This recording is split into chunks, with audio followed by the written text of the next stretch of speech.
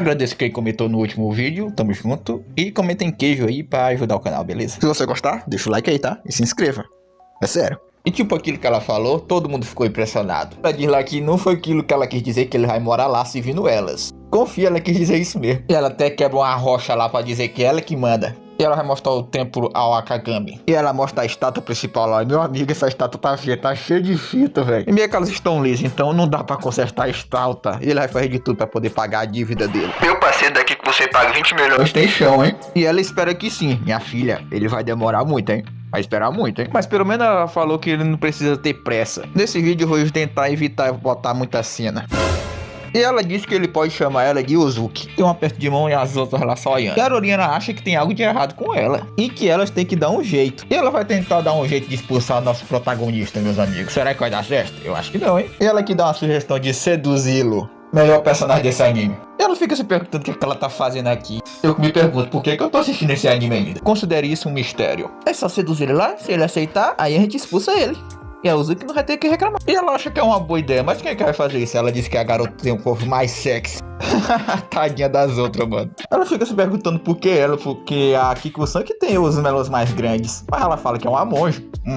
Aí a desculpa dela. E ela acaba sendo convencida por elas mesmo. E o nosso prota, quando dá 5 da manhã, ele já se levanta lá pra fazer as coisas dentro de casa, né? E ele faz até o rango, mano. E olha do jeito que a Yuzuki dá um bom dia pra ele de manhãzinha cedo. E ele já fica olhando pra aquilo que vocês estão ligados. Autor, assim você me ferra, mano. E ela sempre acorda cedo pra poder tocar o sino de manhã. E ele lá queimando a bodega que ele tava assando lá por conta daquilo que ele tava olhando lá, que vocês estão ligados, amigo. E ela que tem certeza que ele tava olhando para os melões dela. Como é que não olha, meu amigo? Como é que não olha? É impossível não olhar, mano. E ele fala que o café da manhã está pronto e ela vai fazer o máximo pra dizer que a comida dele tá ruim, mas acaba dizendo que é muito boa e não teve coragem de dizer que a comida dele tava péssima. Naquela hora eu perdi a compostura, mas agora eu vou me comportar. E ela chama lá e mostra lá os melões dela pra ele. O protagonista mais sostudo que eu já vi. Eu sabia, ele é obcecado por melões. E ela meio que quer pedir o próximo serviço para o senhor ajudante. E ela faz ele usar uma roupa lá, que ela diz que é a roupa do serviço. Mas não é não. E ele agradece ela e chama ela de segunda filha. E ela diz que ele vai fazer faxina primeiro e ele vai de boa. E ela manda ele cuidar da contabilidade e meio que ele manja disso. E ela fica se perguntando onde foi que ele achou o erro lá.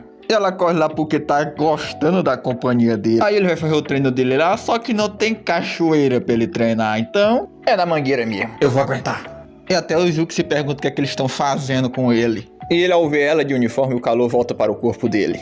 Ele tem uns fetiches estranhos. E ele acha que o dia dele foi ótimo. Foi mesmo, amigo. E meio que ele não quer ficar muito tempo no banho, ele vai sair lá e ela tava lá e vê o negócio dele. E ele acaba voltando lá para a banheira. Ela começa a se despir. Tem certeza que vai mostrar, amigo? Calma, YouTube, não vou mostrar não, calma. Ela pensou que quando ele visse ela daquele jeito, ele ia atacar ela. Mas não aconteceu isso. E a cabeça dela ficou em branco quando ela viu o brinquedinho dele lá. E ela tá esperando que a Yuzuki apareça pra o plano dela funcionar. E umas caixas iam cair em cima dela e o nosso protagonista ajuda ela. Uma cena interessante. E olha só o que acontece. Uma caixa cai na cabeça dele e ele acaba beijando ela. Por essa eu não esperava. E ela chega bem na hora e vê toda a cena. E ela diz que não pretende ir tão longe. E ela diz para o nosso prota sair. E ele só responde que sim lá e sai do banheiro. E as outras lá só elogiando ela. Elas querem até saber que técnica que ela usou, mas ela não vai dizer não. E a Yuzu meio que tá ignorando ela. Ela tenta falar com ela, mas toda vez é ignorada. E ela vai lá perguntar por que ela tá evitando ela. E é porque ela não para de lembrar do brinquedinho do protagonista. Ela ri lá porque, tipo, é hilário mesmo. E ela tava sabendo do plano de sedução dela. E meio que a Kiki-san tinha contado pra ela. Aquela nojenta! E ela fica se perguntando por que ela deixou o prota ficar no tempo. E ela acha que a mãe dela faria o mesmo. E ela também acha que ele tava bem frustrado. Ele praticamente só tá tentando não ser igual o pai dele, vagabundo e pegador de mulher. E elas vão lá explicar a situação pra ele, mas ele acabou pegando as coisas dele e indo embora.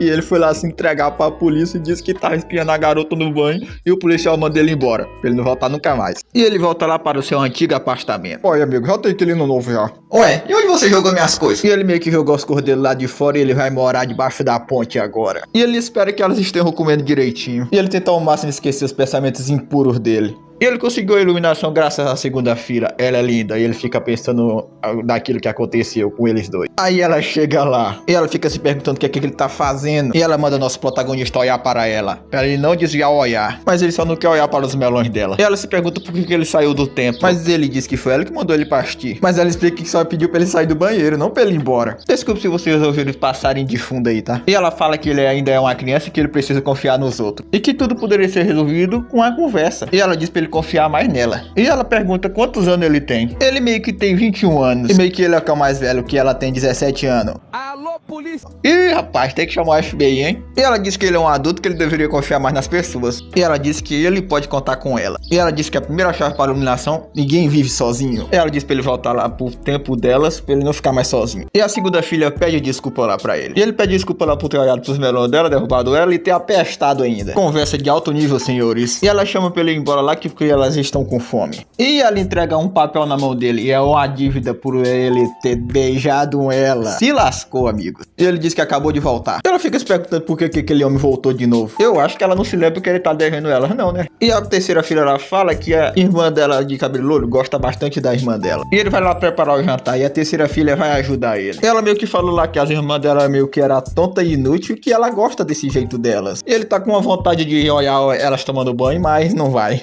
E a terceira filha pergunta se ele não vai espiar. Ela diz que Taradice não é coisa ruim, pois ela diz que ele é um humano. E ela também fala que o Buda teve até um filho também. Agora, como ela sabe essas coisas, eu não faço a mínima ideia. E ela provavelmente acha que a irmã dela é uma tarada no armário. Você conhece o Mário? Que Mário?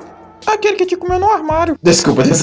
Ela fala que tava brincando, mas graças a ele, elas voltaram a ser tontas. Ela até agradece ele lá. E ele vê que ela é muito bonzinha. Confia, amigo, confia. Ela até trola ele lá pensando que ela ia abrir a aposta, mas ele abriu a aposta e acabou vendo elas. E nosso autor que merece uma salva de palmas, né, amigos? O engraçado diz que ele comemora. Apanhou, mas ganhou uma recompensa muito boa. E a outra lá já tá dizendo que não vai aceitar isso. E acabou aí. Então, quando sair episódio novo, eu trago continuação, beleza? Até o próximo vídeo. Fui. Ah, e obrigado pelos 500 inscritos, hein?